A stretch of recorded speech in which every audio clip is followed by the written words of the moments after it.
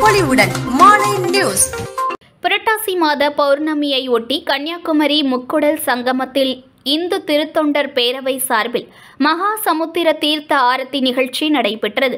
கன்னியாகுமரி விவேகானந்தா கேந்திராவில் அமைந்துள்ள விநாயகர் கோவிலிலிருந்து ஊர்வலமாக பலவண்ண மலர்களால் அலங்கரிக்கப்பட்டு நடராஜர் எழுந்தருளி பல்லக்கில் சுமந்து ஊர்வலமாக வந்து முக்கடல் சங்கமிக்கும் திருவேணி சங்கமம் கடற்கரை பகுதியில் பூஜைகள் செய்யப்பட்டு மேலத்தாளம் முழங்க தேவார பாடலுடன் நிகழ்ச்சி தொடங்கப்பட்டது. அதைத் தொடர்ந்து சப்த கன்னிகள் பூஜை நடந்தது. அதன் பின்னர் கடல் மாதாவுக்கு சங்கல்ப பூஜை மற்றும் அபிஷேகங்கள் நடந்தது. அதையடுத்து சுமங்கலி பெண்கள் அகல்விளக்கு ஏற்றி கடலை நோக்கி தீபம் காட்டினார்கள். அதன் பிறகு வாகனத்தில் பௌர்ணமி நிலவு தோன்றியதும் முக்கடல் சங்கமமும் மகா சமுத்திர தீர்த்த ஆரத்தி நிகழ்ச்சி நடந்தது. இந்நிகழ்ச்சியில் கன்னியாகுமரி மாவட்ட சட்டமன்ற உறுப்பினர் முன்னாள் அமைச்சர் தளவாய் சுந்தரம் கலந்து கொண்டார்.